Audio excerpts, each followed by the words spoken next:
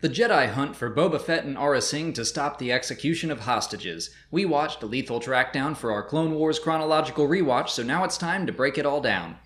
Desperate to lure Mace Windu out of hiding, Boba Fett threatens to execute Commander Pons, but doesn't pull the trigger. However, Aurra does, and so Ahsoka and Plo Koon begin to search for clues to where they might be hiding. They track the bounty hunters to Florham, where Boba is captured, and Aurra Sing crashes the Slave One and is presumed dead.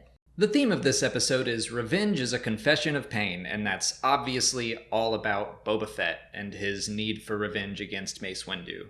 Yeah, just like the previous episode, he's still out for revenge after the death of his father, and that's kind of all he's thinking about. Yeah, because he's in pain that he lost his father, his only family, and he is wanting to take it out on Mace. Mm-hmm. There's an early scene between Mace and Anakin, where Anakin asks why Mace Windu doesn't really seem to care about the fact that Boba Fett tried to kill them. Like, don't you want to get revenge? And Mace is completely uninterested.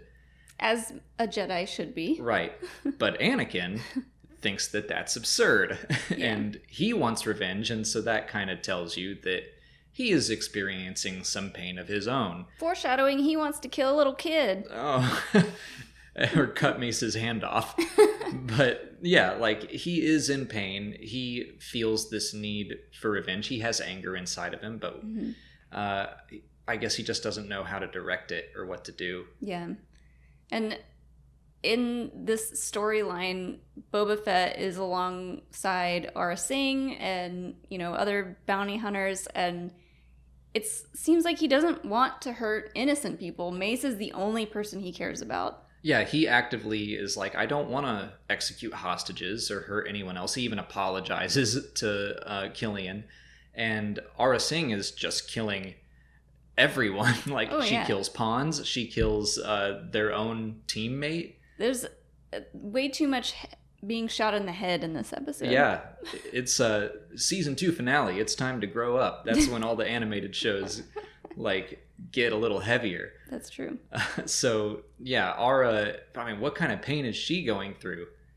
Yeah, let's get an Aurra Sing origin story, because it's got to be tough.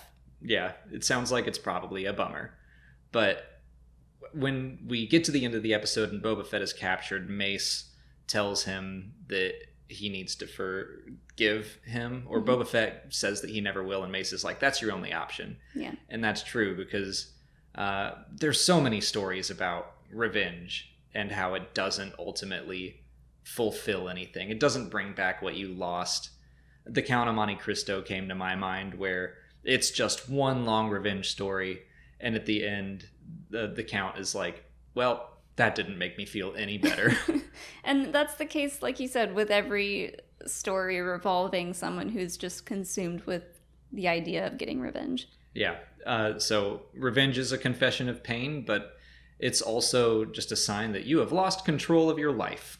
And I guess he continues to lose control of it because he becomes a bounty hunter and works for Vader and, I want to see his reaction to hearing that Mace Windu was dead. Was he happy about it? Was he bummed that he didn't get to be the one to pull the trigger?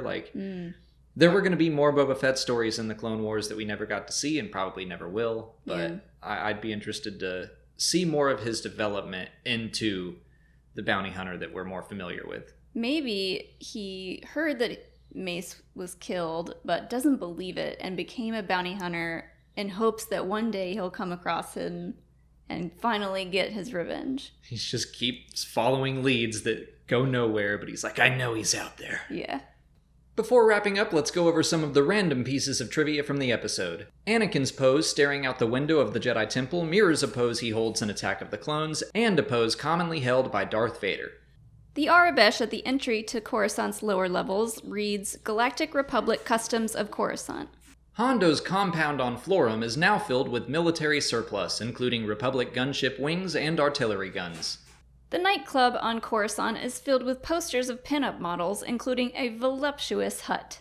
You can also find those facts on StarWars.com's episode guides, and they're currently doing a rewatch on their website as well if you want to check that out. I'll put a link in the description to all the episodes listed out chronologically, but that's it for today. Next week, we'll be watching Season 3, Episode 5, Corruption, if you want to watch along. If you haven't already, please like this video, subscribe to the channel, Follow us on Twitter, Instagram, and Facebook. and consider checking out our Patreon page. As always, thanks for watching, and may the Force be with you.